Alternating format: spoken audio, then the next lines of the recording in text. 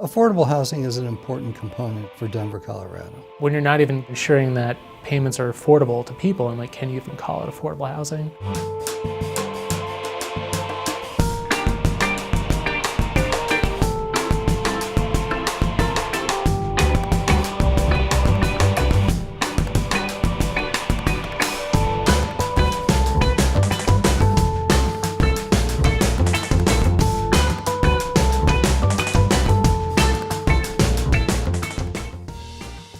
We did a lot of research for our affordable housing audit, and we found the Office of Economic Development has room for improvement regarding how the city determines eligibility and how administrators calculate the price of affordable homes.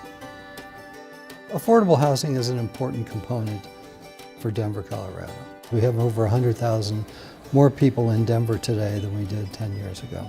The inventory of affordable housing is limited. It's essential that we maintain the inventory in a prudent manner.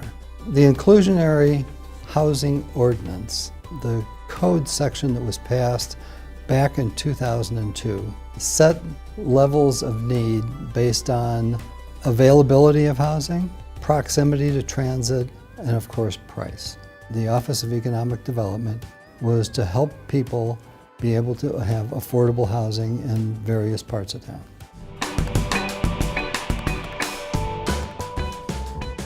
Problems documenting income and showing that the individual really was qualified to purchase affordable housing. The audit found that some of the affordable housing was mispriced, that people were being charged more than what the guidelines called for. One of the ways that the ordinance would work is that a developer in building new homes, if they built 30 or more units, they would have to provide a percentage of those to be available to lower moderate level income people. The other option for the developer is that they could make a payment. Those dollars go into an affordable housing fund. What we found was that some of those payments were overcharged. We had another developer who was supposed to make a payment, and it took about 10 years to get $1.5 million from them.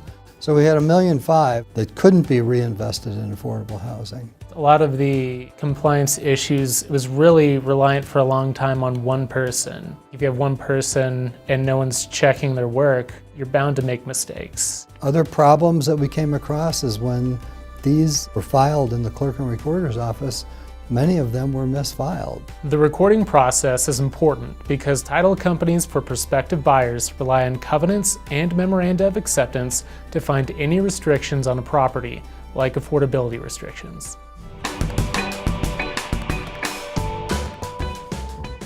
The recommendations are really to grab hold of the situation, to get the right structure in place, to have policies and procedures that aren't dependent upon individuals. We found that some of those units, when they were resold, they were mispriced. Some were priced too high, some were priced too low. There are some options that we suggested. You could have a secondary lien against a piece of property, so a property couldn't be sold at above what we call the affordable price. Time will tell. We will be back to follow up on all the audit recommendations. Right now, their attitude was all you could ask for in terms of getting the job done and getting it done properly. That's it for this episode of Ask the Auditor. And if you want your question answered on the next episode of Ask the Auditor, you can submit it to auditor@denvergov.org, and maybe the next episode will feature your question.